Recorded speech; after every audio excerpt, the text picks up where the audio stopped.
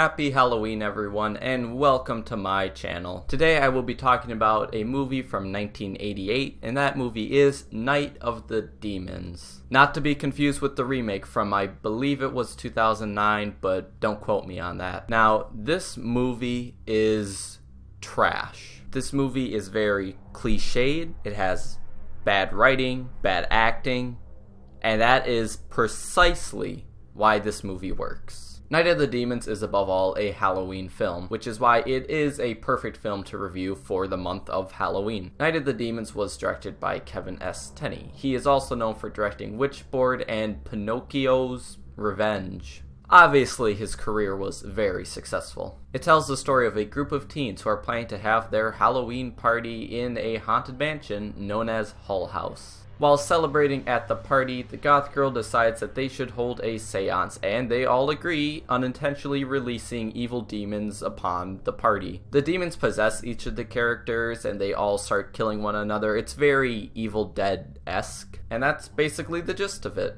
Now, horror movies come in many different forms. Of course, you're always going to have your, very artsy movies like The Shining or The Witch. But then you also have your, your Nightmare on Elm Street sequels or Friday the 13th movies. And Night of the Demons is without a doubt one of those campier, sillier ones. This movie is very cliched, and you can probably tell from the plot description. It follows a formula beat by beat. You have all of these teens who are just horrible people. They decide to go up to a haunted house where they all have sex, and eventually they all die one by one. Well, maybe not all of them. You always at least have one survivor.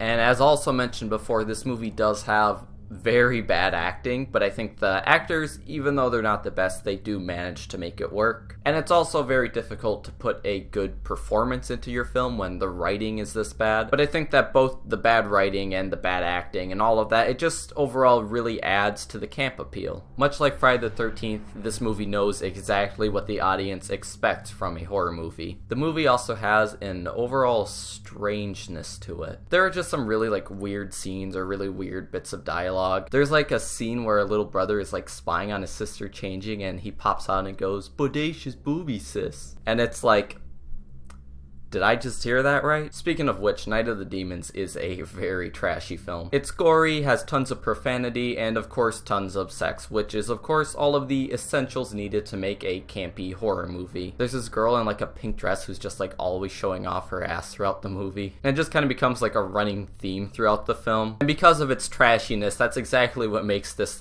perfect for a Halloween party. This movie almost reaches parody levels of schlocky campiness, but I don't think it goes quite far enough with it. And when the movie isn't being downright terrible, there actually are some very clever and well executed scenes. I think the scene that's the most memorable and probably the thing everyone thinks of when they think about Night of the Demons is this scene where the goth girl has been possessed and she's just dancing. And it's so well done that you kind of get lost in the moment and forget that you're watching Night of the Demons.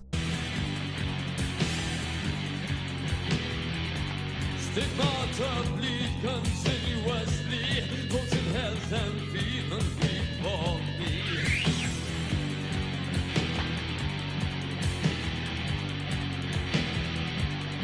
I think the best word to describe it would be iconic.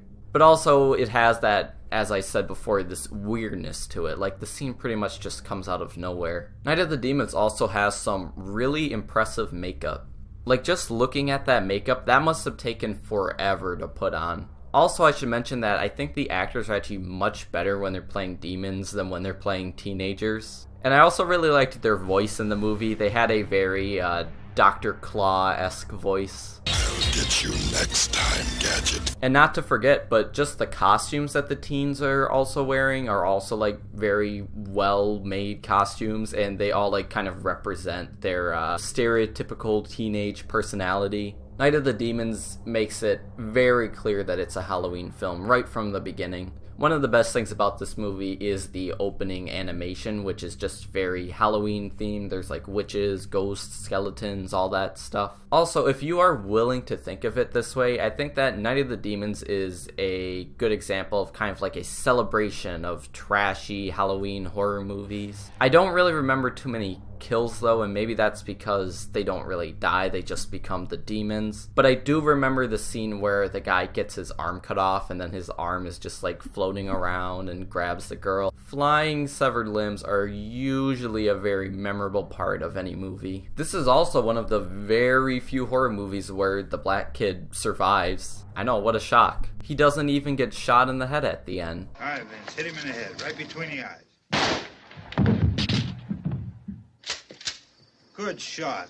Okay, he's dead. Let's go get him. That's another one for the fire. He's also probably the smartest character because he's the first one to be like, I'm getting out of here. I don't know about you guys. So I guess that's another good thing that Night of the Demons has going for it. There's also like a really strange ending to this movie. There's kind of like this whole side story going on that they kind of, you know, hint at the beginning, and they don't really come around to it till the very end of the movie. I will just say it involves apple pie and razor blades, and it is a very gory death. It also just comes out of completely nowhere. It's like it has nothing to do with the rest of the movie. But I think that plot alone is probably better than the plot of the actual movie. Overall, Night of the Demons is complete schlock. It's a mostly forgettable movie, but it does have a few exceptions here and there, you know, with like the dance scene or the ending. I think that if you really like horror movies, then you're probably gonna kind of understand what this is and get some entertainment out of it. But overall, I don't really know if it's something worth recommending to anyone, so if you're not big on horror movies, then just skip it.